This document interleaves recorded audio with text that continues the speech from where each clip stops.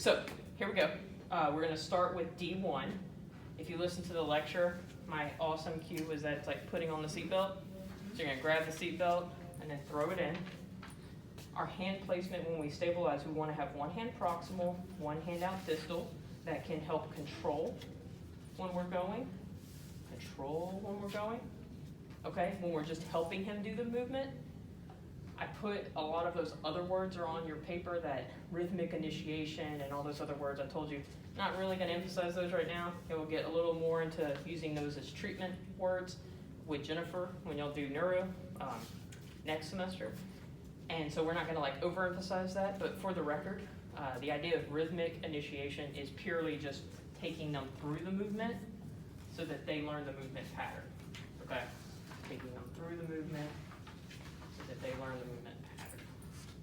Okay? So that's D1. All right. So when we go through D1, we want to, again, have our hands over the agonistic muscles or the antagonistic muscles. When we go to agonistic. So when he goes up, most of the agonists are going to be on this side, so on his anterior side. So we're going to have our hands at the agonist muscle. When he comes down, most of it is going to be on the flip side. So we're going to flip over. Okay? What was the most important part of this movement? Was it just making sure he goes into flexion? Was it rotation? Was it abduction? Rotation. So rotation is the important part of the motion. So at least by about midpoint, he should have some sort of rotation through the limb. Okay? So rotation. All right. So when he starts, if he was going to start from that position that is actually the in piece of him coming from flexion into extension, so this is the in piece of extension, all right? We want his palm to be open so his fingers are technically extended. His wrist is extended. He doesn't have to be in overextension, but he's just open, so closer to neutral, all right? And then we're going to take our grip on the front side because we want him to go into flexion, all right? So if he's going to go into flexion, then we need to have our hand on the front where the agonists are. So his flexors are going to be on the front, right? So flexion, okay? Do we want him to start the contraction distally and work proximally, or start the contraction proximally and work distally? Distal to proximal. Distal to proximal. So I'm going to cue him once we start having him do it more actively. Go ahead and flex your fingers. Good. Try to start flexing your wrist. Curl over. Come up. Good. Now open up your fingers.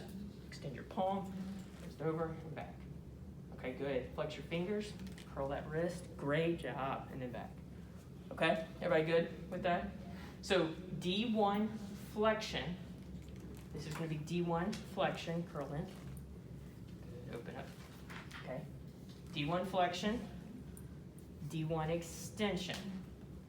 D1 flexion. D1 extension. Okay? D1 flexion. And I should really be going with him there. All right. Now the other thing.